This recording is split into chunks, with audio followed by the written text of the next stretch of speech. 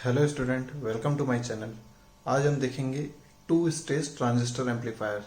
Last video में हमने देखा था सिंगल स्टेज ट्रांजिस्टर एम्पलीफायर, और उसी के जस्ट आगे अगर हम एक एमिटर फॉलोअर स्टेज लगा देते हैं तो वो हमारा टू स्टेज एम्पलीफायर कहलाता है।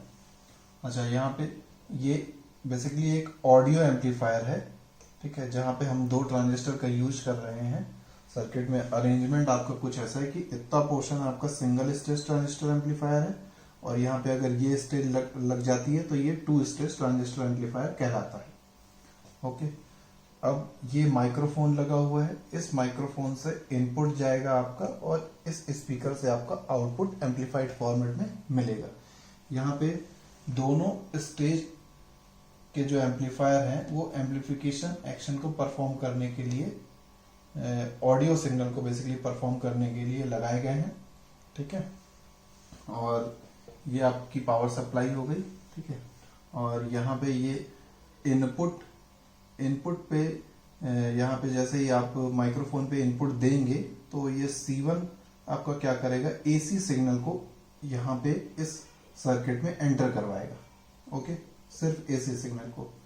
और ये DC signal means DC biasing से ये R1 R2 आपके क्या करेंगे, वोल्टेज डिवाइडर फॉर्म करेंगे, जिससे कि आपका बायस इनपुट इस सर्किट में एंटर करे, इस ट्रांजिस्टर में एंटर करे और ये ट्रांजिस्टर आपका ऑन हो जाए, है ना। और ये R3 आपका as a load resistor work करेगा यहाँ पे। तो जैसे कि आपका जो भी आउटपुट है, AC आउटपुट है, आप यहाँ से डायरेक्टली रिसीव कर लो, है ना। अब यहाँ पे जो भी आपका ये वोल्टेज डिवाइडर बायसिंग करके इस सर्किट को ऑन करेगा, इस ट्रांजिस्टर को ऑन करेगा, तो जो बेस करंट होगा, तो ये बेस करंट बेसिकली इस माइक्रोफोन का है ना, इस माइक्रोफोन का इनपुट है। तो अब ये इनपुट यहाँ पे एम्पलीफाई होके करंट अगर आपका होगा तो करंट आपका सेम मैनर में एम्पलीफाई हो जाएगा। बट अगर मान लीजिए ये आई इन हो गया, ये हो गया आई आउट। अब अगर सेम मैनर में आपका वोल्टेज है वी इन, तो वोल्टेज का आपका क्या होगा, जो फेज है वो रिवर्स हो जाएगा वी आउट। यहाँ पे वो फेज रिवर्सल यहाँ पे मिलेगा, आउटपुट वोल्टेज 180 डिग्री का फेज शिफ्ट हो जाएगा, है ना। अच्छा, अब ये R4 आपका बेसिकली क्या कर रहा है कि फीडबैक पाथ प्रोवाइड कर रहा है इस सर्किट को। फर्स्ट स्टेज ट्रांजिस्टर के लिए, सिंगल स्टेज ट्रांजिस्टर के लिए आपका फीडबैक पाथ प्रोवाइड कर रहा है, जिससे कि आपका जो DC बायसिंग है वो स्टेबल हो सके, ठीक है। इसलिए R4 लगाया गया है। और ये C2 क्या कर रहा है, C2 यहाँ पे जो गेन है उसको स्टेबल करने के लिए लगाया गया है। इस ट्रांजिस्टर का जो गेन है उसको स्टेबल करने के लिए C2 लगाया गया है, जिससे कि यहाँ पे आपका AC सिग्नल यहाँ से बाईपास हो जाए, ना कि AC ड्रॉप यहाँ पे कुछ होने पाए। अगर AC ड्रॉप हो जाएगा तो आपका गेन रिड्यूस हो जाएगा, इसलिए यहाँ पे C2 कैपेसिटर लगाया गया है ना। अब यहाँ पे कोई भी रेजिस्टेंस नहीं लगा है। सेकेंड स्टेज में अगर हम देखें तो यहाँ पे कोई भी रेजिस्टेंस नहीं लगा है। तो क्यों नहीं लगा है, जिससे कि जो आपका लोड इम्पिडेंस है वो कम रहे, इस वजह से यहाँ पे हम कोई भी रेजिस्टेंस नहीं लगाए हैं, ठीक है। कलेक्टर पॉइंट पे कोई भी रेजिस्टेंस यहाँ पे नहीं लगा हुआ है। उसके आगे जो C3 है उसे डीकपलिंग कैपेसिटर कहते हैं। ये क्या करता है डीकपलिंग कैपेसिटर, जो आपका स्ट्रे नॉइस है या सिग्नल में जो भी ऑक्सीलेशन इफेक्ट आता है उसको अवॉइड करने के लिए लगाया जाता है, उस नॉइस को कम करने के लिए लगाया जाता है, उसे रिड्यूस करने के लिए लगाया जाता है ना। अब ये R5 आपका लगा हुआ है, ठीक है, ये एमिटर रेजिस्टेंस है।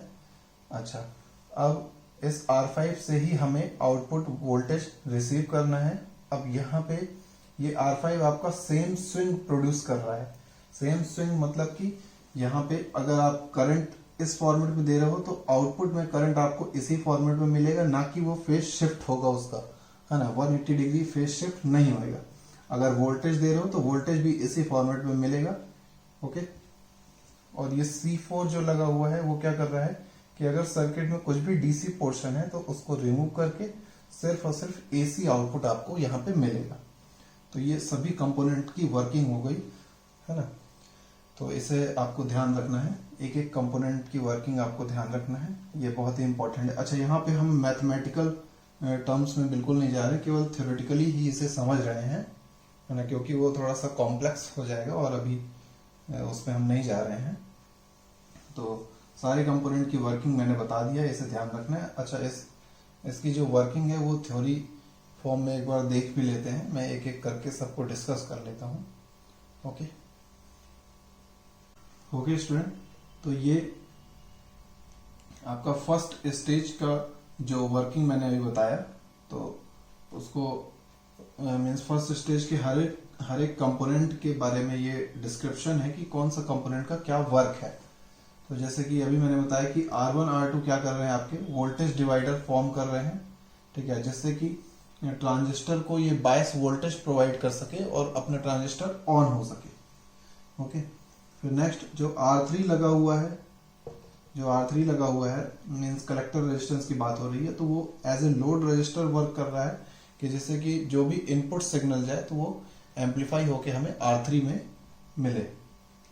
और ये एम्पलीफाइड, फिर नेक्स्ट पॉइंट क्या कह रहा है कि ये एम्पलीफाइड सिग्नल R3 में जा रहा है और फिर वो सिग्नल नेक्स्ट स्टेज के ट्रांजिस्टर में जा रहा है थ्रू कपलिंग कैपेसिटर C5। और ये C5 क्या कर रहा है, आप डीसी एलिमेंट को रिमूव कर रहा है सिग्नल से। ओके, नेक्स्ट R4 क्या कर रहा है, R4 serve the purpose of providing feedback, वो फीडबैक प्रोवाइड कर रहा है जिससे कि डीसी बायस जो आपने सर्किट में लगाया है, तो डीसी बायसिंग आपकी स्टेबलाइज रहे, है ना, और एसी में ज्यादा कुछ प्रॉब्लम नहीं क्रिएट करे, इसलिए हम R4 लगा रहे हैं यहाँ पे, ठीक है, जो डीसी बायस को स्टेबलाइज करके रखता है। और C2 उसी के जस्ट सामने लगा हुआ है, ठीक है, R4 एमीटर रेजिस्टेंस के जस्ट सामने जो C2 लगा हुआ है, तो C2 क्या कर रहा है, to maintain the gain at which voltage of input signal is amplified, ठीक है, उस गेन को वो मॉडिफाई कर रहा है जिससे कि वहां पे एमीटर रेजिस्टेंस पे कोई ड्रॉप ना हो और कोई वोल्टेज का लॉस ना हो, तो जो हमारा गेन है आउटपुट अपॉन इनपुट, तो वो मेंटेन रहे, ठीक है। तो ये सारे कंपोनेंट्स के बारे में डिस्क्रिप्शन हो गया। अब ऐसे ही सेकेंड स्टेज का भी देख लेते हैं।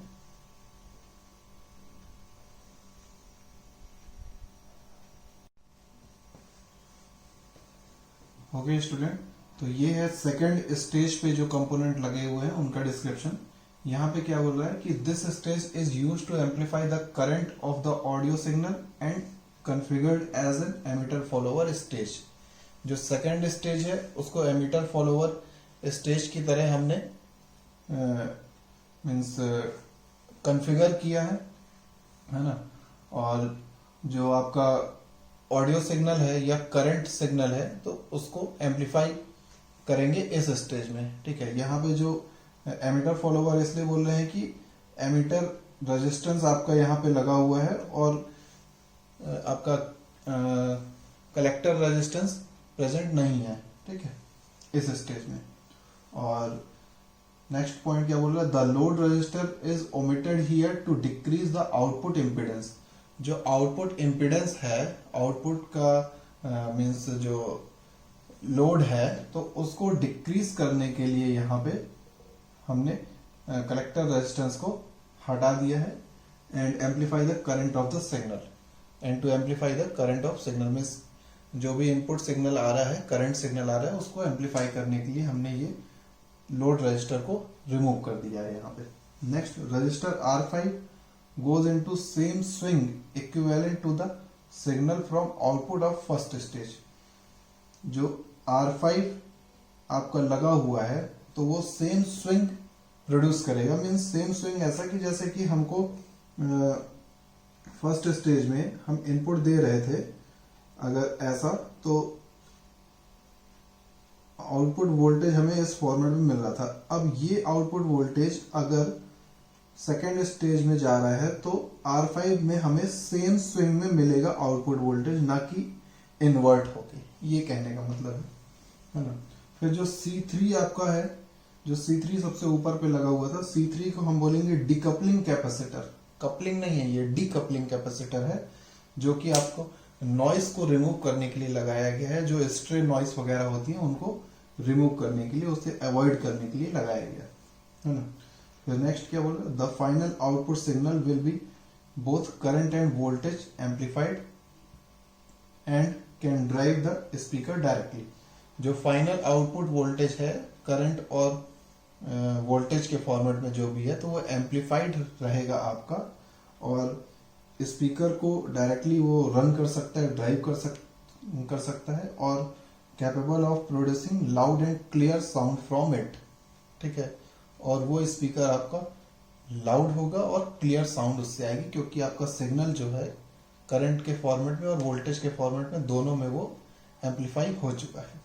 ओके, तो ये हुआ आपका 2 stage transistor amplifier. Okay, thank you.